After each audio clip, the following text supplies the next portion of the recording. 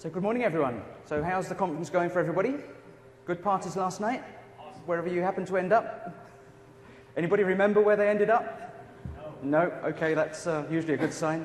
So my name is Brian Smith. I'm a senior escalation engineer for Microsoft. And what I'm going to be talking about today is my first impressions and our team's first impressions supporting Project Server 2013 and Project Online. Now, most of this is going to be sort of skewed towards Project Online and trying to help you understand from a support experience sort of what happens at our end and how that can sort of help you to help us if you've got issues that you're sort of working with. So that's sort of the focus of it. It's not going to be heavy in demos. I'm going to show you a few things behind the scenes, not real behind the scenes because we're not allowed to go there. Well, I'm allowed to go there, but I'm not allowed to sort of put it on the screen and show you that I'm going there. That's the key difference. But I'll try and sort of explain how we can work and what we can see and what we can't see, because I think that would be useful to help you understand both from a sort of security and privacy point of view, but also just to sort of let you into some of the challenges in supporting an online environment. And talking to some of our partners, how many partners in the room? Okay. How many customers? Who's not going to put their hand up regardless of any question I ask? Okay, good. Just got to get the level set there. So particularly partners, I think sometimes it's very difficult sort of moving into the online world that you sort of think your partners, you're working with a customer, you're helping them with the deployment, you're helping them with the configuration and everything else, but then suddenly you feel, you know, that your hands are tied when it comes to a problem because you can't do the normal things that you want to do. We can do some of those things for you, so never be afraid to open a support incident to try and get help from us to help your customer. And we can sort of work through some of those problems. And certainly customers as well, we're here to help. Every time you see something that looks as though it's not working how it should be, then don't hesitate to sort of open that support incident.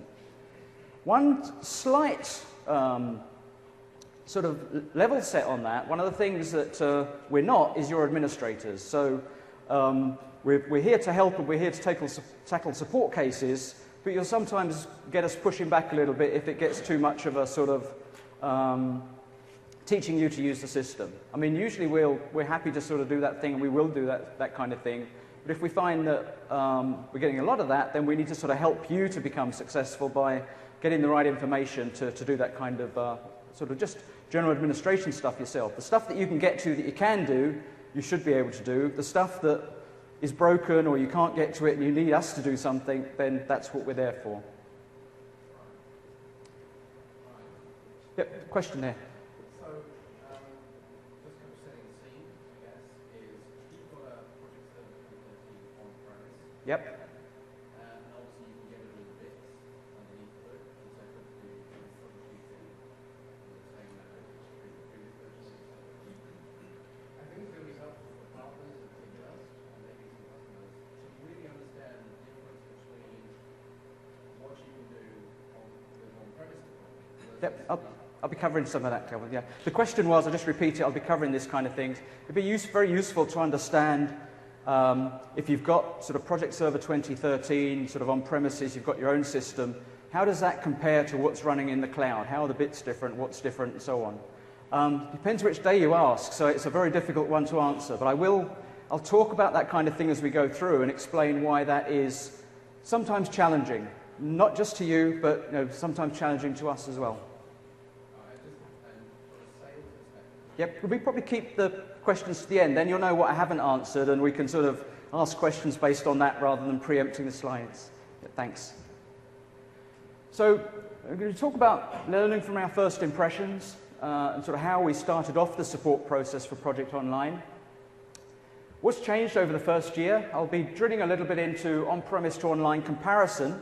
Part of that's from a feature set, but also sort of talking about how the sort of version changes compare.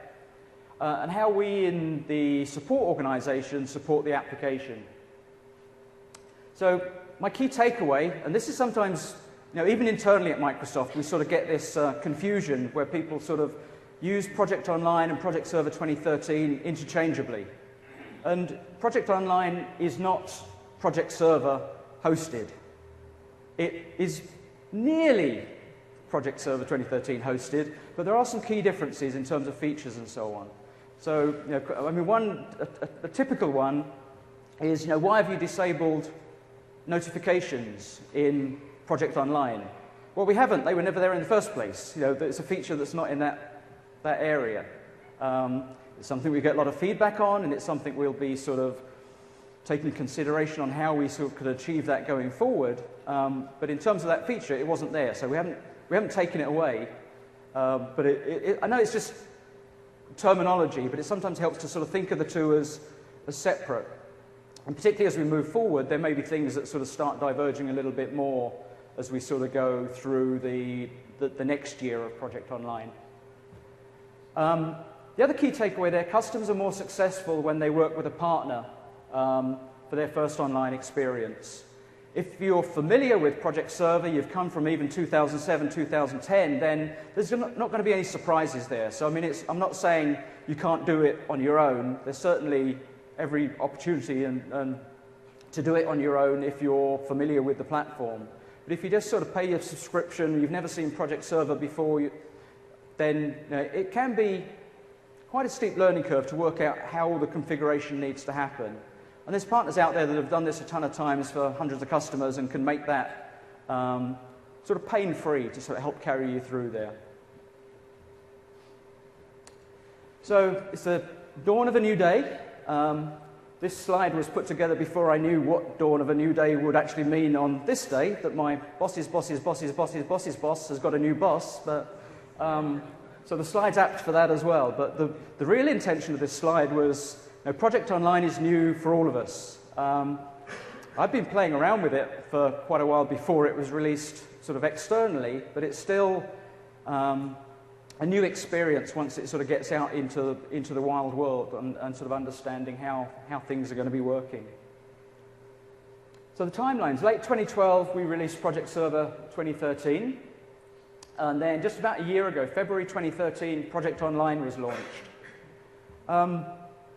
People keep asking, how's Project Online going? It's always very difficult to tell with a new release. We tend to see a different adoption in different size organizations. So usually the larger the organization, the longer it'll be before they sort of get onto the new platform. From a Microsoft perspective, they might have already own it if they've got an enterprise agreement. So in terms of the sales numbers, it might be that we've sold plenty of it, but we're not seeing users on it. Project Online has been no different to that, really. We saw most of the early uptake was very small users. Now, they weren't necessarily just small organizations or small teams, but it was just departments of large organizations or even sometimes large departments of large organizations kicking the tires and getting a feel for it. And from the keynote, you found that's something that's sort of open to all of you as well. You can sort of sign up and play around and see how that works for you. We've seen steady growth. I think we're pleased with what's sort of happening out there. I'm a support guy, so I don't know the real numbers, but from everything I hear, it's going in the right direction. We're certainly seeing some bigger customers coming on as we progress, so it's good news for us. And the general information about Office 365 and how that's working for Microsoft is very positive as well, so that's all good things. I want to talk through a few of the resources that are available to help you if you're sort of going into the Project Online. In the first place, we've got TechNet. We've got a lot of user assistance stuff on there. If you've been to any of the Chalk Talk sessions, it's the guys there that helped us sort of put that together. But one of the key things that we've done in terms of these resources is learnt as we've gone along where we've got gaps and where we need to change things. And sort of to step back a little bit, for the first probably 9 or 10 months of Project Online being released, all of the support incidents were coming through to the team that I'm on. So all of them were coming through to Tier 2, Tier 3 straight away. Not just in the US, but also the escalation team in Europe were sort of working at that level. The reason for doing that was so that we could sort of get visibility of just what was going on and understand the kind of calls that were coming in so that we could sort of react very quickly to those kind of things. You know, whether it was a technical issue that we needed to get something fixed on, or whether it's some confusion out there, we could sort of respond quickly. And the biggest area that we found in the early calls that were coming through was some confusion around the product itself. In terms of somebody goes on and they buy a project online, they seem to think they were getting Project Professional that runs on the web. You know, perhaps they thought they were getting something like the Excel web app or whatever, but it was that confusion of, you know, I've signed up for this, but I'm not sure this is really what I wanted. So probably in the first couple of months, we were seeing perhaps 60–70% of the calls coming in with that kind of thing. So we reacted to that pretty quickly and introduced the sort of new TechNet documentation and even built that into the product itself. So the link to the TechNet documentation is in the sort of getting started links within PWA. But the other things that we were doing around that was trying to make the purchase more sort of streamlined to try and cut off the wrong turns. So trying to make sure when people were purchasing either Project Online or Project Pro for Office 365 that they were getting what they expected. So although I've said Project Online is not Project Server 2013, you know, that's the good way to think about what you're getting when you sign up for Project Online. You're getting the server.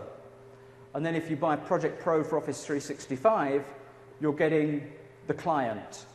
So functionally, it's equivalent to having Project Professional 2013, but it's just delivered in a different way, and it's constantly updated as well. You can use Project Professional 2013 to connect to Project Online. So depending how your organization's set up, you don't have to sort of buy both bits together. You might find that deployment of the MSI is easier for your organization than necessarily going the click-to-run route for the client. So you can sort of mix and match in that respect. The other big issue we were seeing in the early days was that people would already have Office 365 and they'd sign up for Project Online and they'd find out they'd end up with 2 tenants because the way of buying wasn't that obvious that you should sort of go into your existing tenant and then add the new one, and people were just sort of buying the new one and then finding out, well, I've got this domain and I've got that domain and my users are over here. And so we had a lot of issues there where we were having to sort of deprovision PWAs and get the customers to sort of buy again to link it through to the right place. So again, we changed the purchase process to help people understand that and hopefully not go down that wrong path. So we were sort of working with the marketing group, working with the product group to both get those changes into the product itself to help people use it and help people get started, but also to get it into the marketing collateral as well, so you'd sort of know sort of what you were signing up for and the way you needed to sign up for that.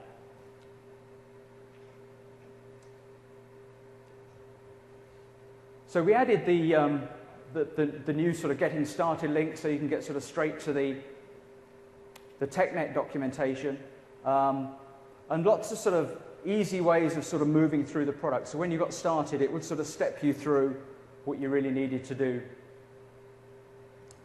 The other thing we've been doing since the start of Project Online is we've been changing stuff. In the keynote, we're saying, you know, we're putting things in every month. Now, sometimes there are things that you won't see. It's just happening in the background. There might be some performance tweaks or bug fixes, whatever. Sometimes there are things that you see, like changes in the tiles on the front. Some of the feedback we've had on that is, it's nice to get the new features. It'd be nice to know before we got the new features that things were going to change.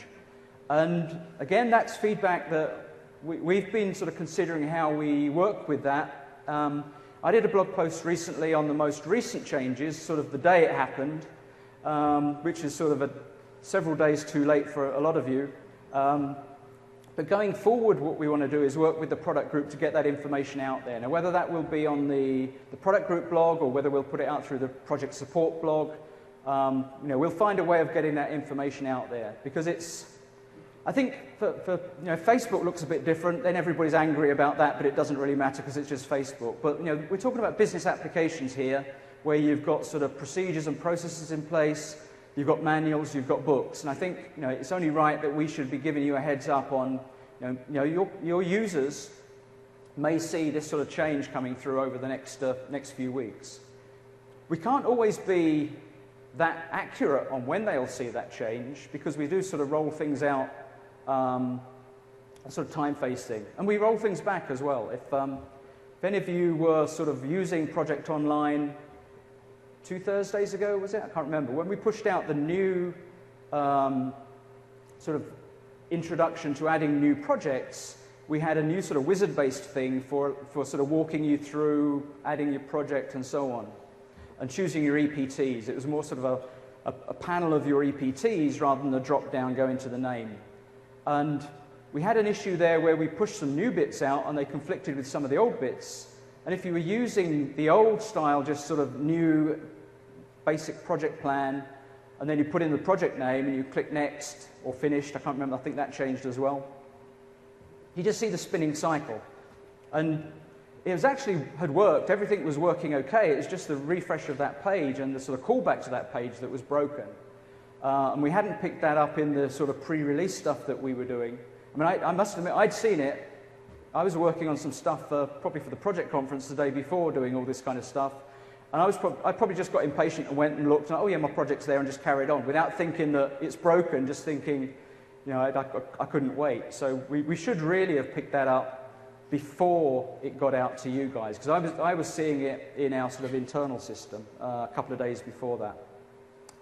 But the good news, and I think this surprised a lot of our customers, was following on from sort of getting some information in that this doesn't look right. I could repro it. I pinged off to the product group, raised an escalation on it, and probably within an hour and a half, throughout the world, that was fixed.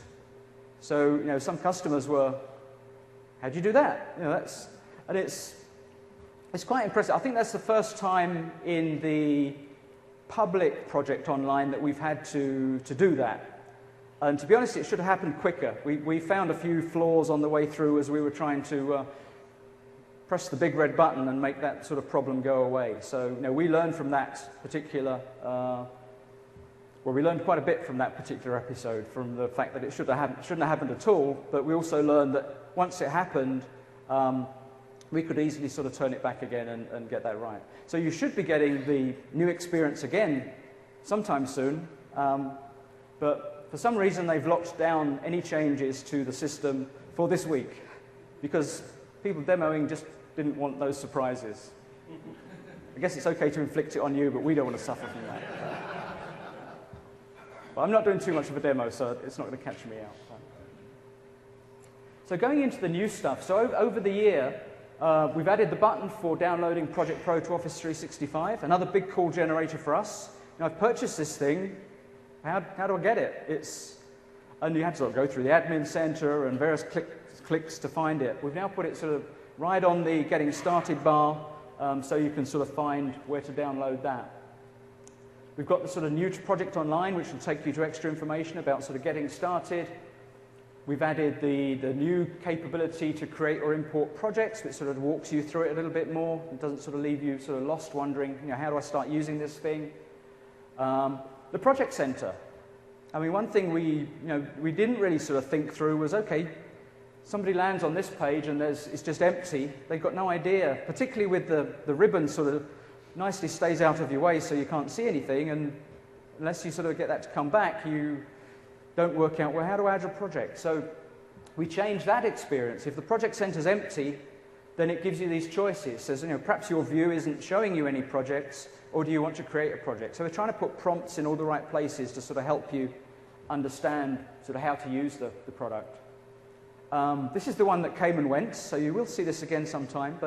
And I think this is quite useful. We've had a lot of feedback on particularly for customers that have got quite a few EPTs, the drop down where it shows you a few and then says more and then shows you more can be quite, if you've got sort of a dozen EPTs that you're using regularly, it's not a particularly good experience. I like that approach in terms of being able to easily sort of create new projects. On the task side, we've added some new features within the sort of ellipses in Project Center to allow you to do some extra things from there. So you can go in And up, step back, wrong slide, or wrong build. The timeline, the first time you create a task, it puts it on the timeline. The first one is on us, so it adds it to the timeline just so you can feel and see what the experience is. So you'll know, right, yeah, okay, I can see that. I can decide when I want to add other ones. And then you can also, from the task, go in and see sort of more information based on the ellipses as well. So whether that's opening up the task, removing it from the timeline, creating a subtask under there, sort of more functionality that's sort of built right in rather than having to sort of just go into sort of full edit mode to achieve some of those things. And then the ellipses in the project center, which is the one I started talking about 3 builds ago, we've now added the ellipses there, so you can very easily get in and go in to edit the resource plan or build the team or go to the project site directly from the ellipses in the project center. I was unsure whether delete was good to put on that drop down. I'll find out whether I was right or wrong as we go along. I suspect I might hear some feedback on that one. But obviously it's only going to delete things if you've got permissions to delete things, and we trust that you are adults and you know what you're doing, so it's there. So I think...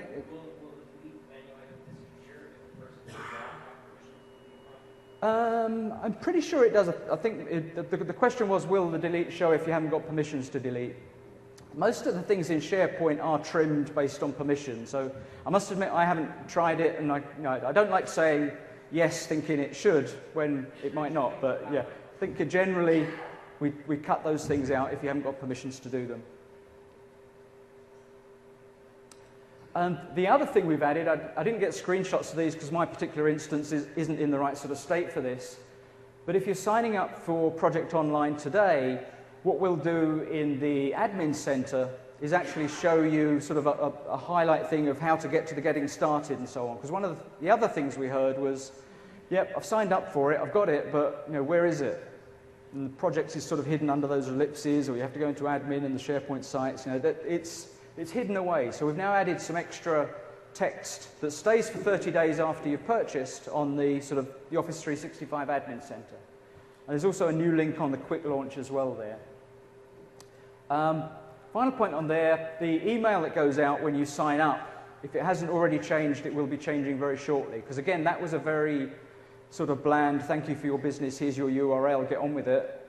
I'm paraphrasing, I don't think it actually said that, but we've now put sort of more information into there that sort of gives you links to places to find help. Our project support blog, I think we're sending out a link to that, so you can sort of get information as it's published out in that direction. All of the TechNet content we've got out there. So I think we've made quite a few really good changes over the first year of Project Online. Getting back to Kelvin's question about, okay, so that's all changed, how do I know how that matches up to Project Server 2013 that I've got?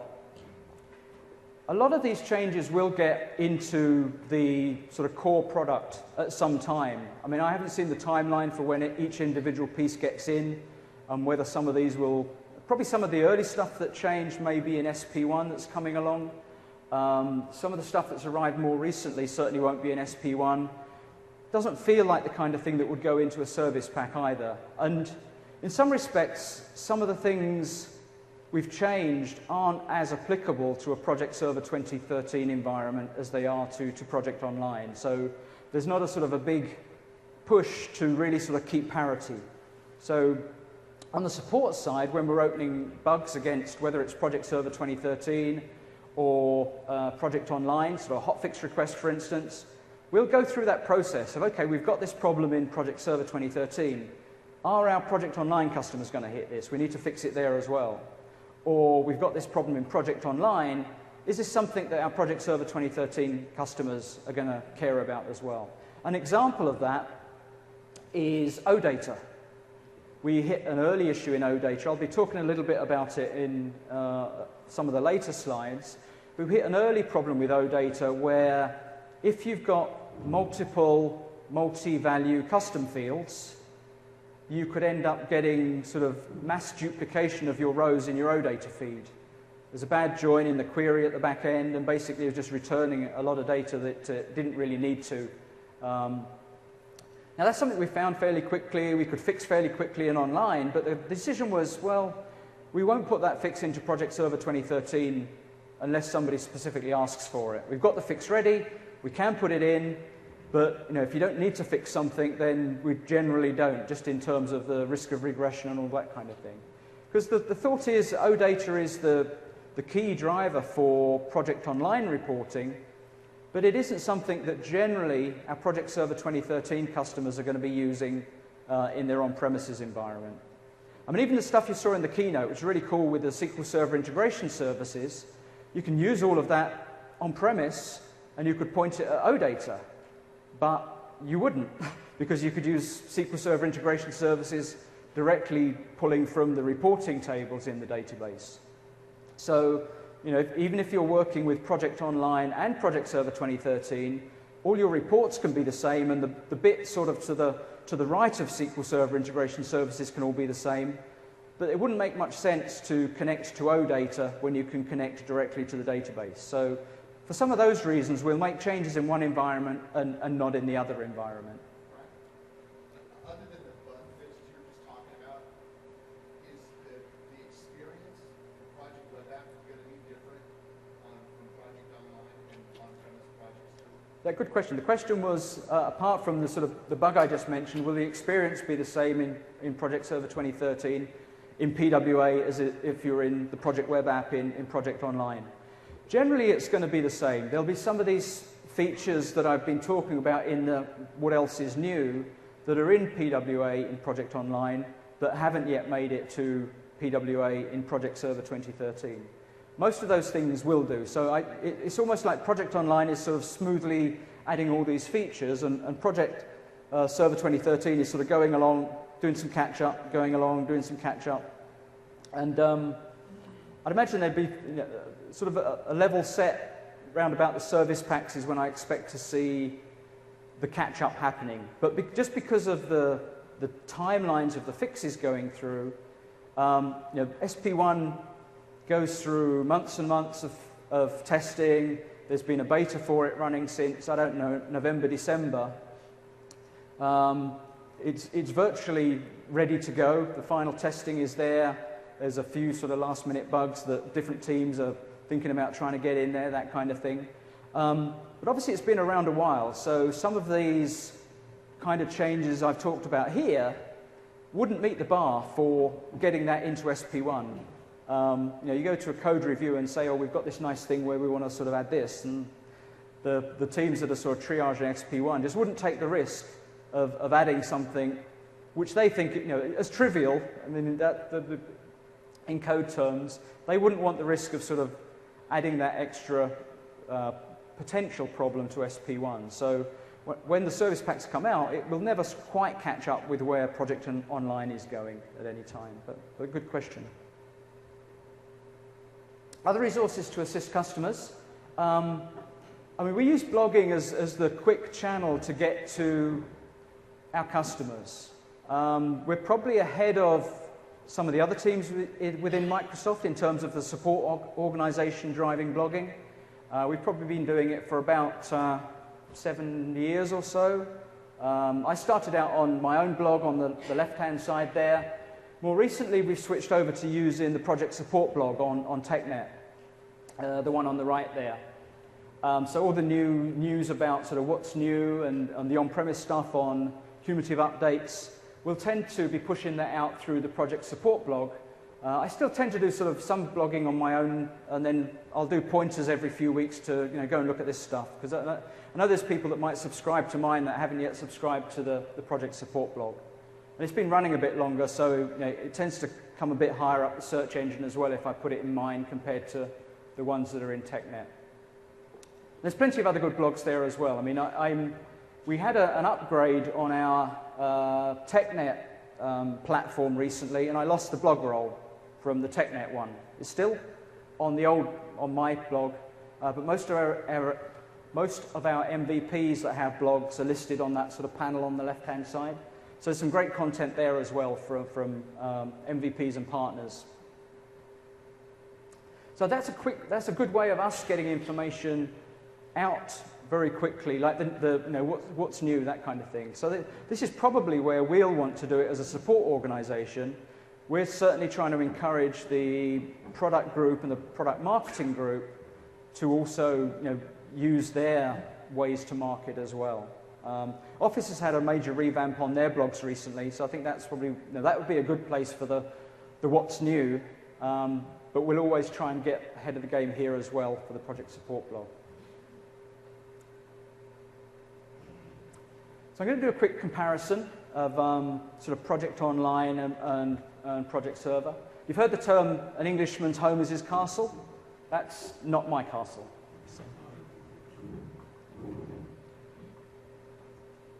Now there's quite a lot of content out there to compare online to on-premise. There's a very interesting white paper from one of my colleagues, Emmanuel, who's sitting in the audience, so I better mention that and not say anything nasty about it. I had about 5 minutes of stuff to rubbish it, but I'm not going to be able to use it now because he's in the room. But now that is it's a great white paper. Rob Bauer's online and on-premise solution for Project Server 2013. So again, some good comparisons there of the two. Steve Hayden, who's also in the audience. I don't know if Rob in the audience. Yeah, he is. Yeah, so we've got the authors of all three of these things in the audience, and I didn't know they would be here when I put this slide together. Yeah, so Rob's here, and Steve Hayden's here as well in the fourth row back on the right-hand side. Hitchhiker's Guide to Demand Management. So there's some great articles there that give you some comparison information. I pulled some key stuff out. I think this is from Emmanuel's one. Changed the colors because we like green at the moment. So some of those sort of differences that you've got between the two, if you're not aware of what the differences are. Obviously, in online, you can't get direct access to the reporting database, so you're going through OData. I think the announcements at the keynote are fantastic in terms of how you can run the kind of things you want to run. There's sort of SSRS and that kind of thing, or potentially you could even be pulling that stuff out and building OLAP cubes. I think that's a really sort of great move and a great opportunity to really enhance the reporting aspects of Project Online. The good thing about I'll come back to that. So you can use OData for online and on-prem. To my mind, why would you on-prem? The OLAP database, yep, you can now do that via OData. SQL Server reporting services, again, via OData. I think when Emmanuel put this document together, the via OData sort of hid a big ton of work that you'd need to actually do to make it do something with OData. The announcement with the SSIS stuff has really made that mean something. It's certainly a good point there. Excel 2010 with PowerPivot, Excel 2013, Excel services work against both platforms. TFS integration currently only online through the sort of client side. There's some work coming on at the moment to do sort of tighter integration between those two, so you can expect to hear some more about that. The line of business integration, there's a few different ways of sort of achieving that, whether that's through OData or whether that's through CSOM or apps. There's plenty of different ways of sort of getting into that area. One question we get often is that there's Exchange integration, and Exchange integration is okay if you're all on-prem or you're all online. But one thing to note in the area of Calendar OOF integration, which is a sort of I don't know, who's aware of Calendar OOF integration? Okay, a few of you, mostly Microsoft, but partners as well. If you put in your calendar that you're going to be out of office for more than 4 hours, that will get passed through from Exchange to Project as a calendar exception. So you can sort of use that for non-working time, sort of instead of necessarily going in through administrative time in timesheets and doing it that way.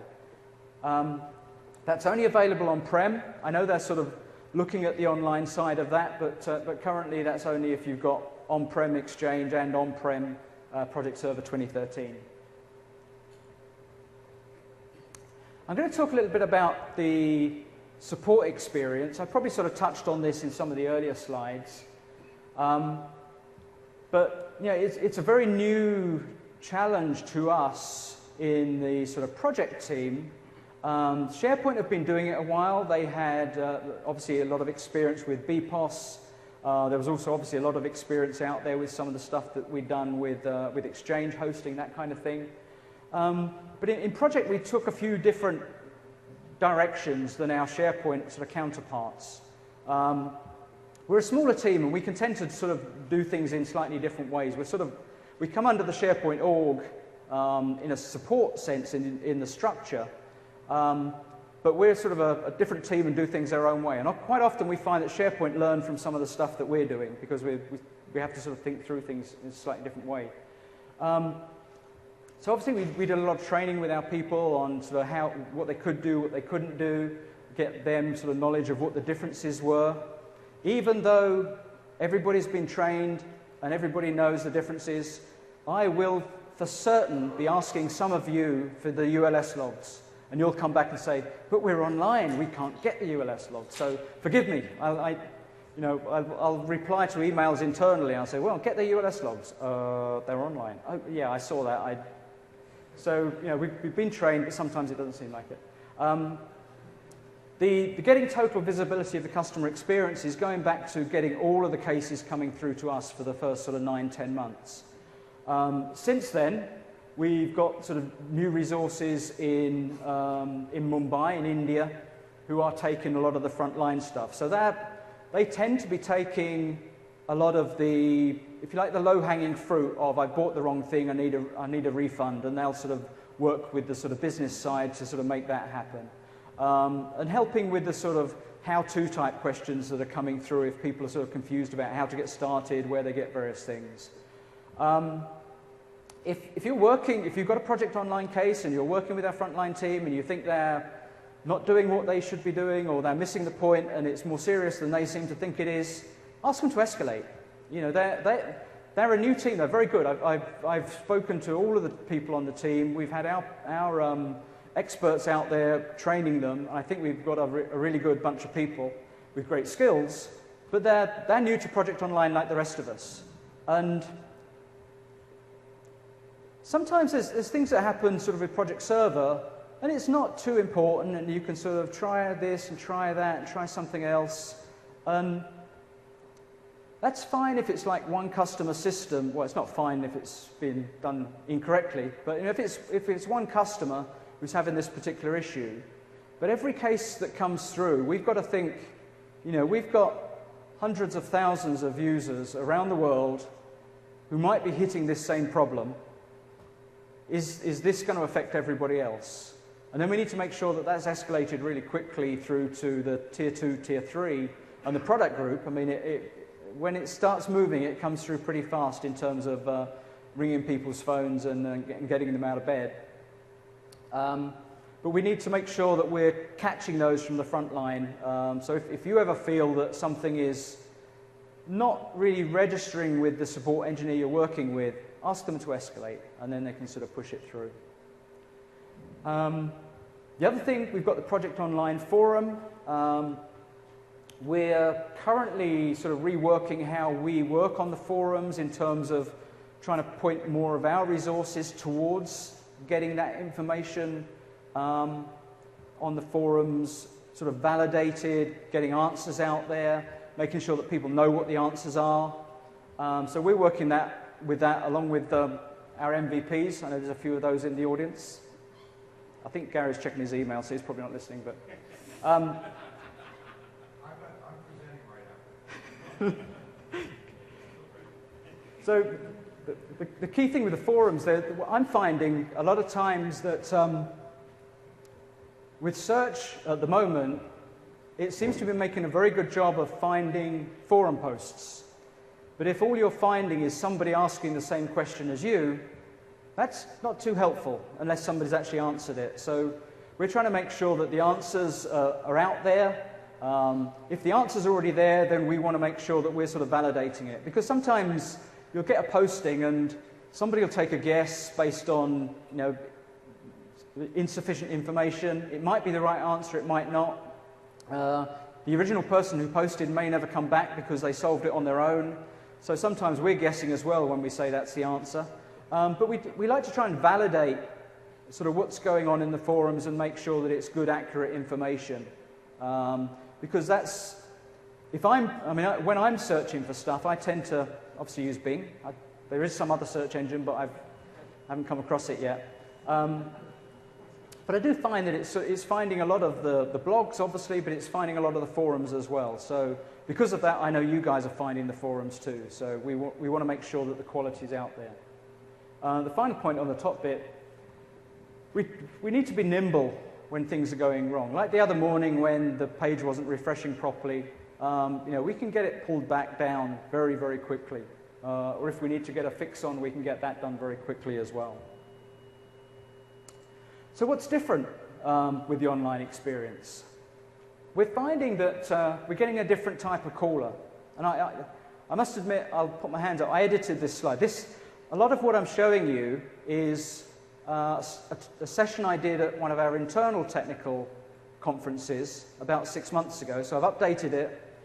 Some of the stuff I had to take out because it was sort of internal and it was stuff that we couldn't talk about externally in terms of our processes and all that kind of stuff and data centers and what have you. So I did have the word immature in there. And I was going through my slides last week and I was thinking, but I think you all get that maturity and project management isn't anything about insult or anything like that. But we are finding that the sort of the project management maturity of the people that we're talking to, and also potentially the technical abilities of the people we're talking to, is not quite the same as our normal on-premises premier customers. We're often talking to the IT help desk in a large organization, and we're finding with Project Online, it can be quite a small organization who are mainly just sort of project managers. They went for Project Online because they don't have the technical skills, and that's the whole purpose of it. So we're learning from that as well and realizing that the people we're talking to, we need to talk the right language to be able to sort of get through to them as well. So that was a sort of a key learning in the first few months that we're going through there. We obviously can't ask for the databases. We still do because we forget, but we don't do that too often. We do have access to diagnostic views, and I'll be showing you a little bit of that as we go through. And then the final point on there, that the whole hotfix and update process is sort of totally different from the point of view of online compared to on-premises.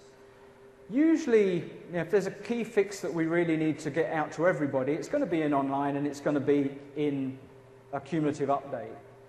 But they will get into online very, very quickly. We had a recent one that's going to be released probably shortly after SP1, but we actually got it into online Wednesday of this last week, and it's right through all of our farms, and everybody's patched and ready to go. But that was a bug that we only actually got signed off and fixed probably about 4 days before that. So if you think about the hotfix process and if you've submitted a hotfix request, you know that it can sometimes get into like not the next CU, but the CU after that. And then because we skipped the February one, potentially you could have put a fix request in October, November, and you're not seeing the fix in the on-premises cumulative update until October. So that's one of the things we're able to do very, very quickly in the online environment is get those fixes right through and get them sort of fixed quickly. I think I've covered probably most of these in terms of understanding, getting started, permissions. Click to run was one thing that we had a bit of pain with early on, and they've done quite a few technical changes to that since the release. I mean, that's not anything specific to project. It's used by sort of obviously Excel and Word and the sort of Office Pro SKU. But we were finding that there were potential problems if you were on low bandwidth.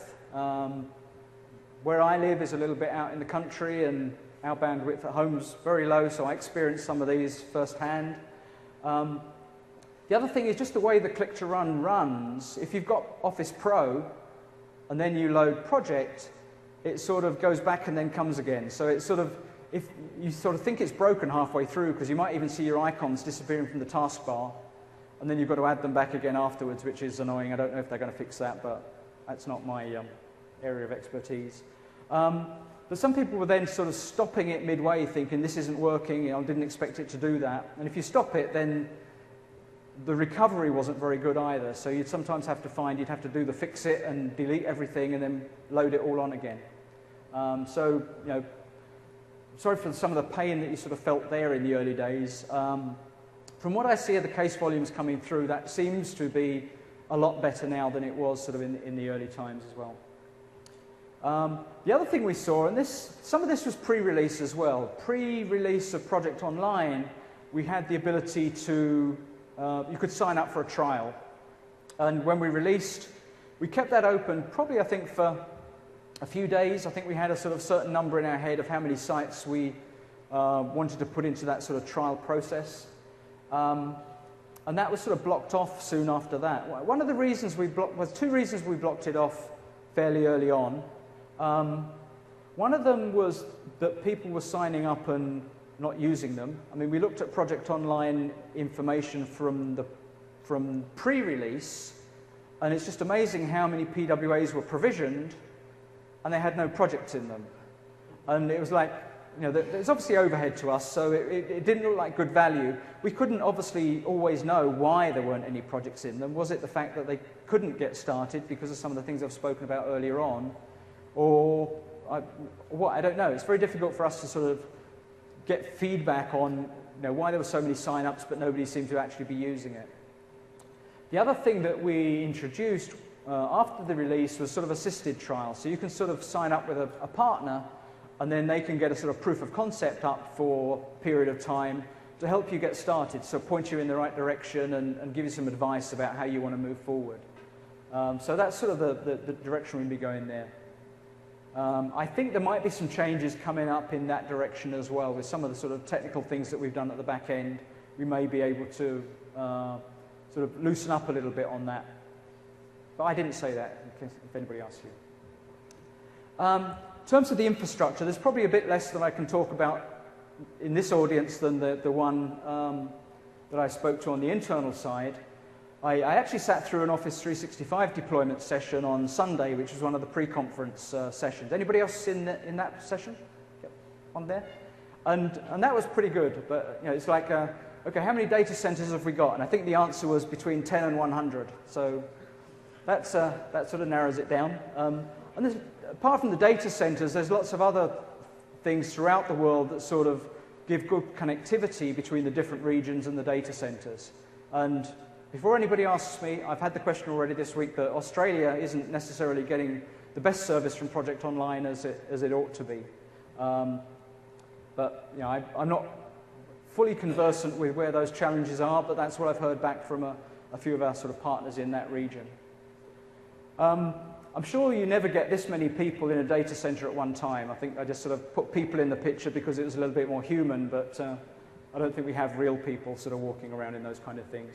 But one of the things I learned on the session on Sunday is we can deploy a new sort of mobile server farm, I guess, with 4,000 servers in it in 8 hours.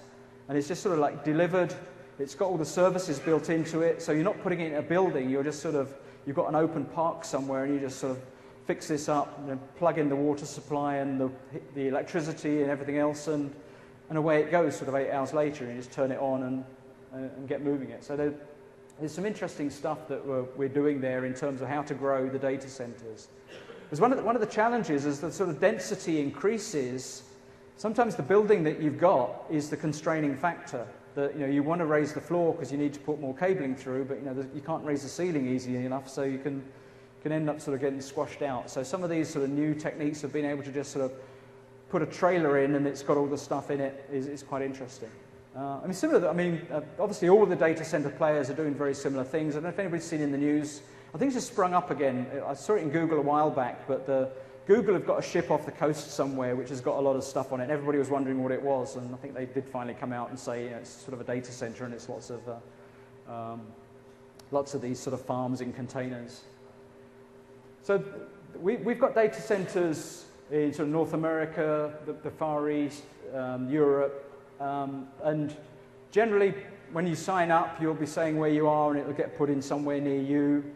We do sometimes need to fail over to another region. We had an incident, probably, trying to think when it was, October time, where there was a problem with a fiber cable just off the coast of Brazil, and we had to fail over the customers there to one of our US data centers. But, you know, it just happens. They weren't down for very long. You know, it was very quick to mirror them over to the other data center and get them up and running again pretty quickly. So there's lots of infrastructure in there to make sure that you're not sort of suffering too much when anything like that happens.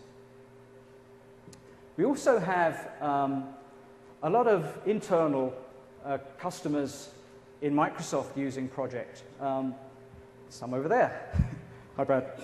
And I mean, it's great for us. I mean, one of the things historically with Microsoft is, you know, back in the days of 2002, 2003, we haven't necessarily been great users of Microsoft Project within the organization. And that's changed over the years, and a really big sea change has happened with Project Online. In fact, we've got an entire farm that is supporting all the instances that are used within Microsoft. And the term, if you haven't heard the term before, dog fooding is sort of using our stuff before you have to use it. So we try and sort of iron out the bugs and get things working before you sort of see any of the pain. And there's two aspects of how we use that internal system. The first aspect is that we can obviously push the bits out to those farms before we push them out to the outside world. They're in the same data centers as you. They're not in anything special. They're in the same sort of places, but they're just sort of segregated. And we can push the bits out to them, and then we can monitor how that goes, if there's any problems, and if it's okay, we'll sort of push out to the wider world. The push tends to happen in slices, so you know, we might push out to one particular data center to just 2% of the users. If that goes okay, we might increase it up to 50% of the users in that data center.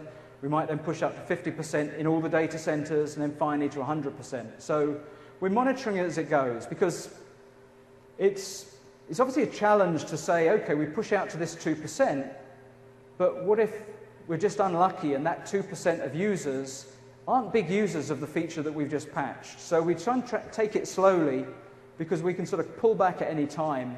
Term we use internally at Microsoft is stopping the train. So we've got this train going through, patching all these things, and at any time we can just go to a web page and click a button and stop the train. I've not had to click that button yet. The button to undo something is slightly less of a problem than stopping the patch going out to everything else. I hope I don't have to press it, but if I need to, I need to. I think I've covered off most of the things on this slide. Wave 15 was another issue that was catching us early on. The term might not mean anything to you, but we tend to have numbers for our releases. So 2007 was Office 12, 2010 was 14. They didn't like 13 for some reason. And then the new stuff is Wave 15. One of the challenges was we needed to tie into Exchange as well. And a lot of our online customers had Exchange, perhaps had BPOS, and before they could run Project Online, they needed to be on the latest bits. So that upgrade process has taken us quite a while to get completed. I think there's still a very small percentage that haven't been upgraded. I think there were some particular challenges with certain considerations on Exchange for certain features customers were using. So I think there are just a handful, but I've not had any support cases, certainly that I can remember in the last 5 or 6 months, where somebody has not been able to buy Project Online because they're still on Wave 14. So how do we support our Project Online? Now, what's our view of your tenants? And I mentioned diagnostic views earlier on. So we've got various ways we can interact with the farm. So we've got various PowerShell commands we can use to get the ULS logs. We've also got another server that we cache the ULS logs to. So from all the servers worldwide, we'd be pushing the logs to one place where I can go in and I can query across the logs. And I can put in a particular event ID. I can put in a time. We're advised if we're going to put in a time that we're going to get 2 gigabytes of logs for every minute that we put in. So you probably want to filter on something else as well. So generally, we're sort of filtering on the farm. So we know what farm it is. We can put the ID in. That name is also in all the server names. So by putting in the network and the farm numbers, we can sort of limit to just seeing the web front ends or the app servers that happen to be in your farms. And we can search on sort of text as well. So if we know we're looking for a permission denied or something like that, we can put that in and sort of get the logs back again. And that will just sort of run in the background and email us with the link when that query is done and we've got the logs back. We can also go to a share on any of the servers and look at the logs physically, because the logs that come off to the cached log system all have their PII scrubbed. So there's nowhere in there can I see a project name, a resource name, a username, or anything. It's all GUIDs, it's sort of hash characters, so there's nothing in there that I can see. If we absolutely need to, we can get to the raw ULS logs, but only connecting through our telemetry boxes, which needs a smart card, it's 2-factor authentication, and then we can't move any PII information out of that particular area. We can't cut and paste from those boxes. So it's very secure in terms of how we can interact with that stuff. But the diagnostic views are a very sort of interesting concept. And when we were coming up to the release of Project Online, Project Server 2013, we were working with the product group and sort of talking about our support experience. And it's somewhat different to SharePoint because we're working with a business application rather than a platform. So we've been working with sort of the project database for a lot longer than sort of SharePoint have been working with their current databases, and we're familiar with what's in there, what's not in there, and we often use the database to be able to run our diagnostics against. So if you're familiar with the P12 AC tool or P14 AC tool, they're things that we used to send out to customers so that they could sort of run them against their databases, and it would look for stuff that we know is an indicator of something being broken. It would also give us information on database fragmentation and all those kind of things. And we said to the product group, okay, so we can't get into these databases. How are we going to run these diagnostics? So we came up with this approach where we added a whole different schema to the database called DIAG, and within DIAG, it shows you a PII scrubbed view of all the different tables in project. Initially, we went to the product group and said, okay, these are the key tables we want to look at. But then not knowing what problems we might run into and what diagnostics we needed to extend to, they ended up putting DIAGs in for all of them. And SharePoint are considering doing the same thing on their side as well, having seen what we can do sort of on our side.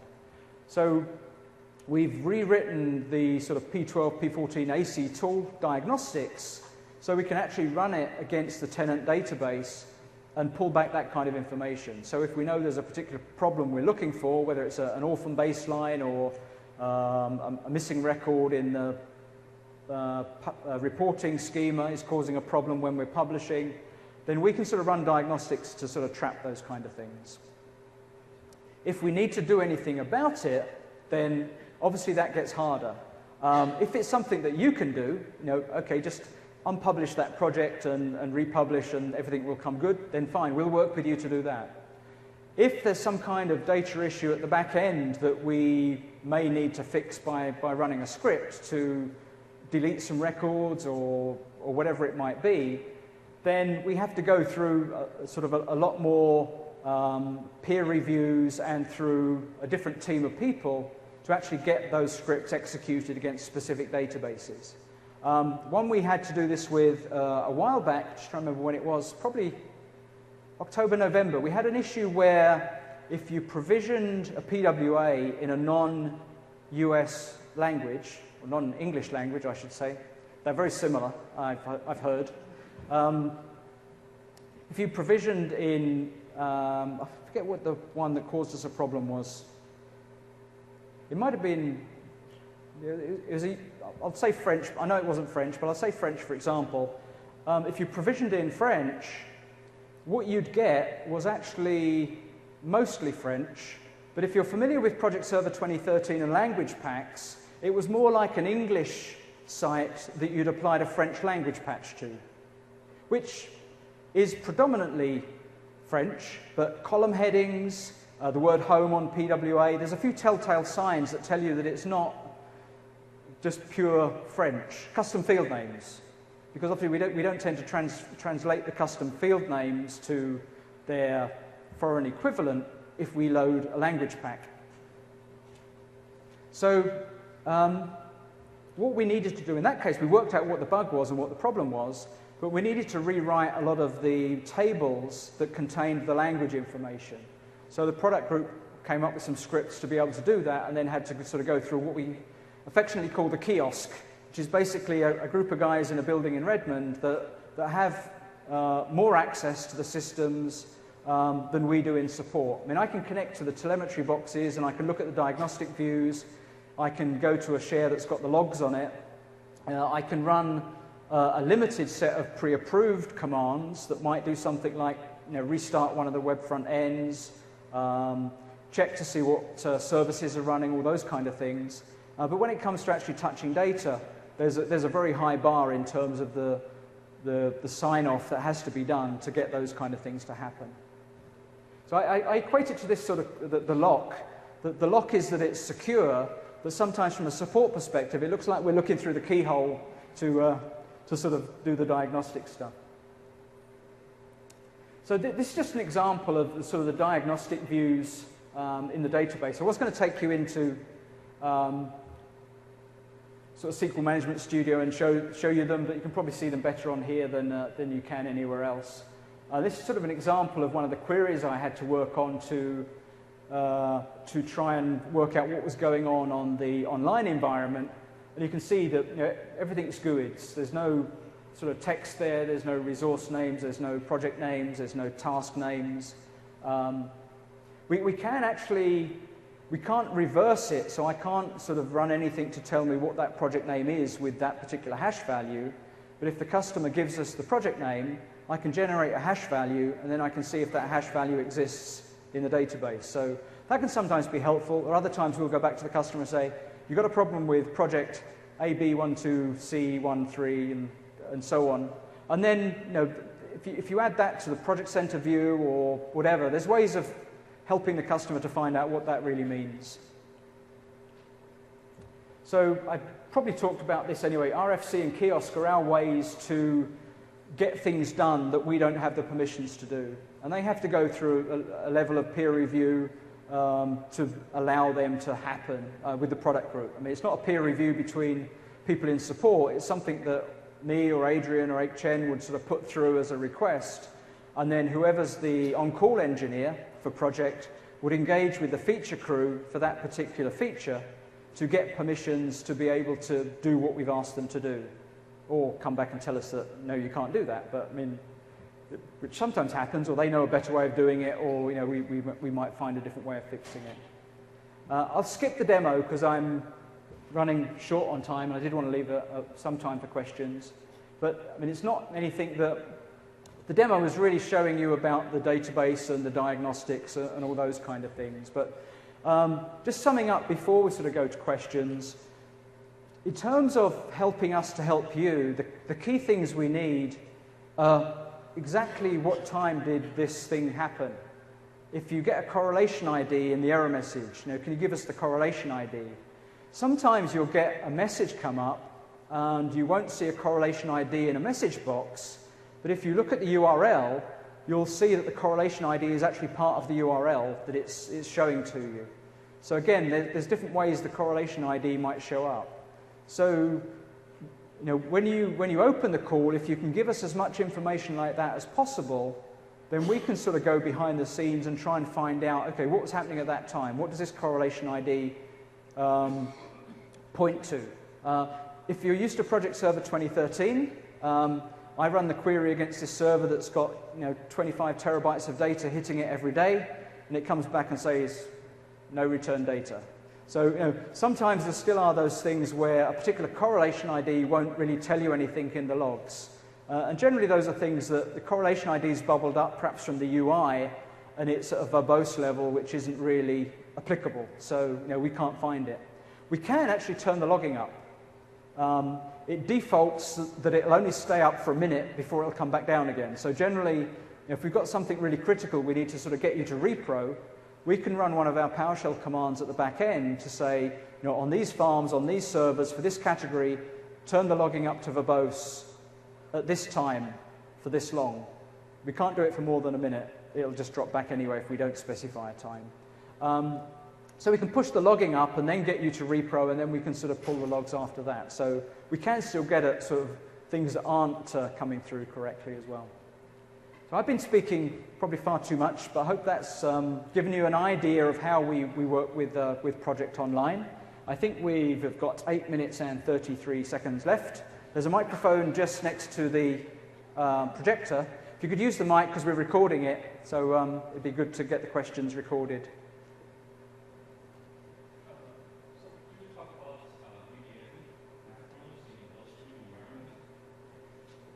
Sorry, VBA macros.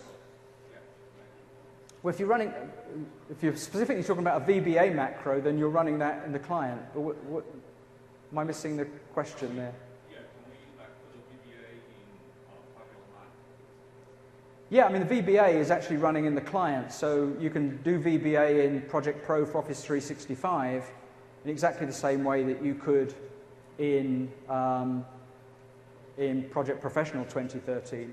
We've actually used that for some of our sort of testing. I know some of the partners are probably using that for some of their sort of migration scripts and that kind of thing. You could put a load of MPPs in a directory, and through VBA you could save and publish those to Project Online. So yeah, VBA is just as applicable in the online environment as it is in the on-premise environment. A good question, thank you.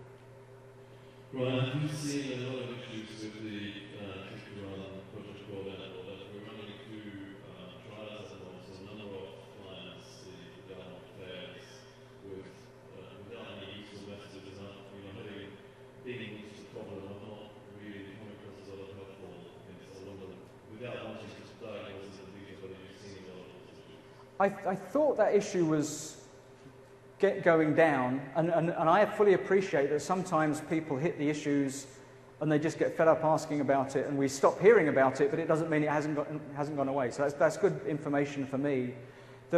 One of the problems that we saw was with low bandwidth downloads were causing issues. Sometimes customers weren't leaving it long enough and were thinking it hadn't worked and were rebooting, and that was stopping it. Two customers just recently with the last couple of weeks. Right. We've got a problem, and then it is, I think, saying it could be bandwidth, it could be something else, Yep. but it isn't either. Right. The way it works, it has got some sort of auto-recovery capabilities that if it senses that the bandwidth is low, instead of doing the normal streaming click-to-run install, it will sort of revert to an MSI install where it will do the full download and then do a sort of a normal install of the bit. So it's still the same sort of patchable, online governed thing, but it will do that. There is also a way of, I think, forcing it to do that. So you can download, rather than going through the like the click-to-run install, you can actually download the installation bits and run them locally. But certainly get the customer to open a support call. If they're not getting any traction with the front line, then send me an email, brian.smith@microsoft.com, because I want to know if we're still seeing that and where we're seeing it. And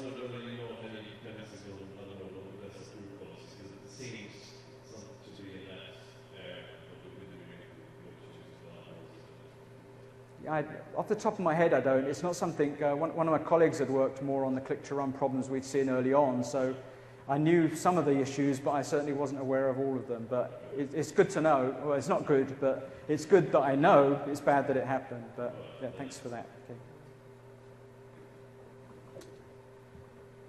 We've got 4 minutes left, if there's any other questions.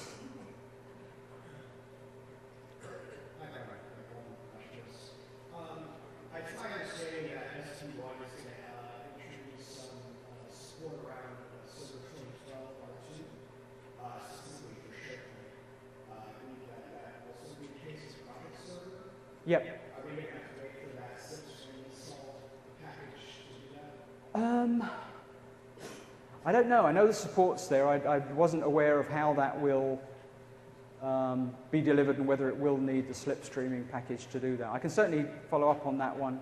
Again, if you ping me an email just as sort of a reminder on that one, I can check into it and get an answer for you on that. Okay.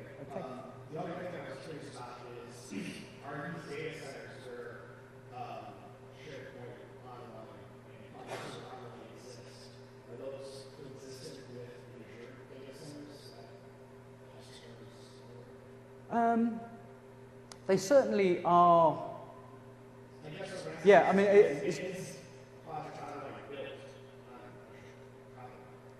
yeah, I mean, they're certainly hosting Project Online and SharePoint and Azure and Bing and Hotmail and everything else. Most of the data centers will cover the full workload like that. Quite often, certainly in the early days, there were probably only 3 data centers where Project Online was running. So potentially, if you were deployed into one of those data centers and you're already using Azure that was in one of the different data centers that didn't have Project, then there might be times when you're not co-located. We have ability to move tenants from one farm to another. I gave the example earlier on where we failed some of our Brazilian customers up to US data centers. We're in the phase at the moment where the Brazilian data center is all up and running, and if you create a new PWA in Brazil, it will be in that data center. But we're still waiting for the OK from all the networking people to actually do the migration back again, the failback of those particular tenants. I don't know what the process would be. I mean, I know it's possible, and if there's a good reason for doing it, I'm sure we'd want to make it happen. But we can't always guarantee. Well, certainly there will be cases when you may not be in the same data center as where you really want to be. Yeah, but very good question. Thank you. Can you clarify again the chart earlier that showed the OLAP data connection from Project Online at the ARA data? So, I mean, this doesn't include slice and dice and the traditional queue functionalities presumably. This is really to do with the announcement that was made at the keynote. So it is still, it's basically saying you could use OLAP via OData. So OData is really just pulling the data somewhere else, and then you'd build your OLAP cube in that somewhere else.